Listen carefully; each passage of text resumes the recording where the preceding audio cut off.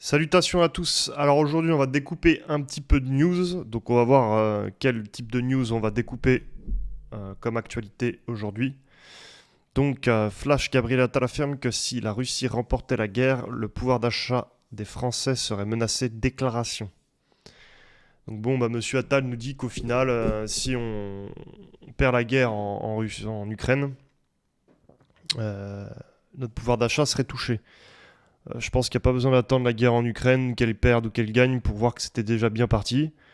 Maintenant, à voir si quelles sont les causes à effet, parce que bon, je vois pas pourquoi si on perdait ou si on gagnait, est-ce que ça changerait de plus ou de moins. Donc, on va lire un peu les commentaires des gens sur X, le réseau. Donc, il y en a qui mettent, c'est vrai que jusqu'ici, le pouvoir d'achat se porte bien. Donc, ça rejoint un peu ce que je disais.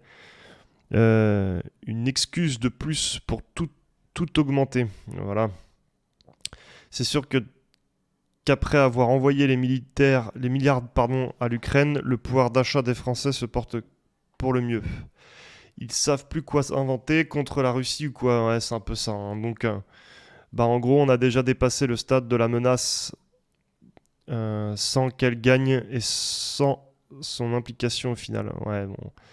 Ouais, Monsieur Attal, qui est le Premier ministre le plus jeune de la République. C'est génial. C'est super. Moi, je vais vous dire. Donc on va maintenant partir sur un autre article. Soutien de l'État. La baisse du pouvoir d'achat des Français devrait être comprise entre 1,2 et 2% fin 2023 par rapport à fin 2021 selon l'Office. La chute aurait été bien pire sans les aides de l'État, notamment celles sur l'énergie qui ont davantage protégé les plus modestes. Alors moi il faudrait qu'on m'explique. La chute aurait été bien pire sans l'aide de l'État. Mais l'État, c'est nous. C'est nos impôts, je comprends pas en fait. L'État a injecté de l'argent pour nous aider à moins galérer pour rabaisser la chute du pouvoir d'achat. Enfin, la hausse du pouvoir d'achat. Donc, enfin, plutôt la chute. Donc, en gros, ils te débloquent des thunes et des thunes et des thunes, mais au final, c'est un petit peu les nôtres en fait. Je comprends pas trop comment. Je comprends pas trop. Panier anti-inflation dans les supermarchés. Donc les supermarchés, c'est pas l'État, hein. Enfin, à part si ceux qui donnent le panier. Demande d'un geste à Total sur les prix du diesel à la pompe. Ouais, on s'est bien fait enfler là-dessus aussi. Stagnation du niveau de vie. Donc sur le prix du diesel à la pompe, en plein de tempêtes sur la réforme des retraites, la question du pouvoir d'achat continue de préoccuper le gouvernement a raison. Si l'on croit l'étude publiée ce mercredi par l'Observatoire français des conjonctures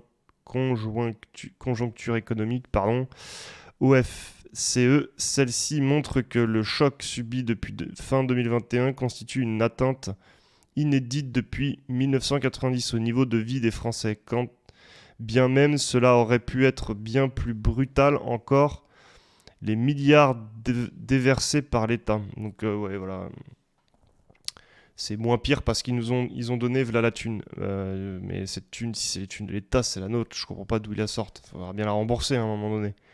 Et le pire, c'est que bah oui, inédit depuis 1990. Bah oui, avant c'était les 30 Glorieuses, donc tout allait pour le mieux.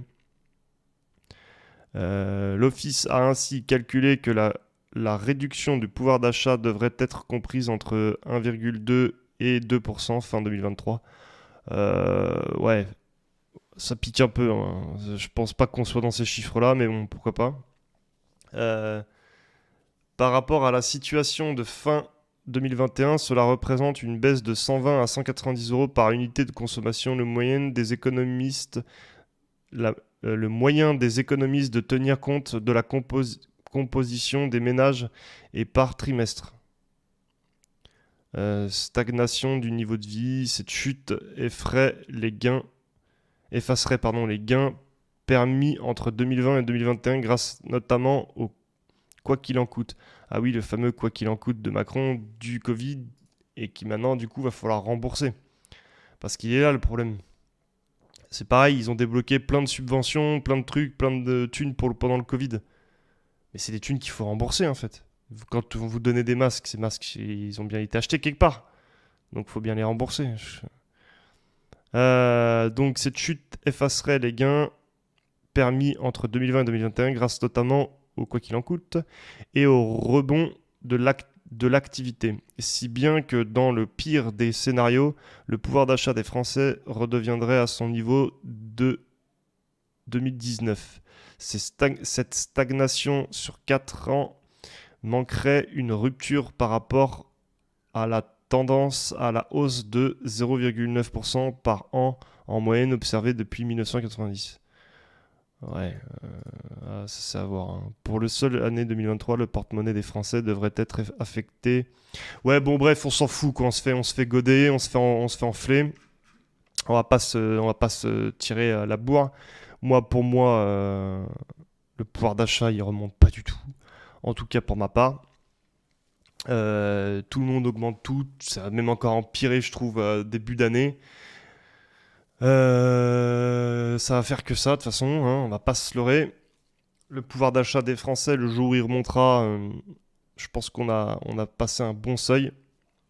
Donc, on a notre cher Gabriel Attal qui nous dit en plus de ça que si on perd la guerre, qui n'est pas forcément, moi je dirais, qui n'est pas notre guerre, mais par contre on participe activement, eh ben on aurait encore une chute du pouvoir d'achat. On n'a que ça à foutre en fait. Voilà. C'est catastrophique, hein. Moi je vous le dis, je sais pas où on va, mais on y va quoi. Qu'est-ce qu'il nous dit là?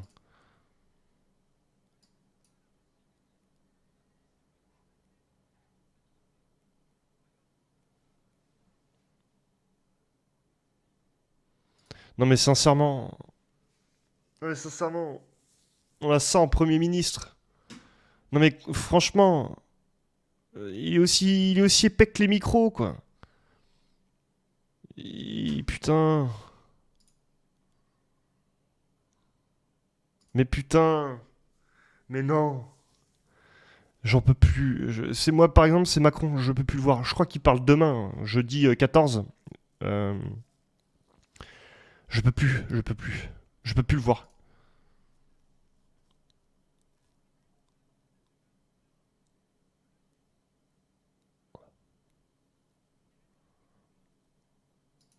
Putain, mais c'est vraiment des acteurs de fou, quoi.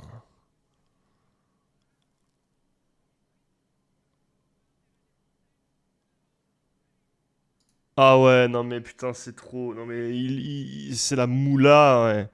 C'est la moula, hein. C'est comme tout le monde, ils veulent la moula, hein. Putain, le mec, il te fait déjà des prédictions si la France perd contre la Russie, je sais pas quoi. C'est catastrophique, quoi.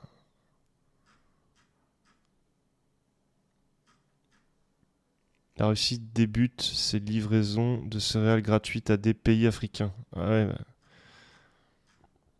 nous on donne des bombes gratuites aux Ukrainiens, hein. Cet accord de sécurité prévoit un soutien militaire et financier sur 10 ans. Ouais, bah on n'est pas dans la merde les copains. Bon, moi je vais vous dire très bonne soirée, très bon après-midi. On a fini la découpe de l'actualité. On va se revoir normalement demain. Je vous dis à très bonne soirée, à très bientôt. Ciao ciao.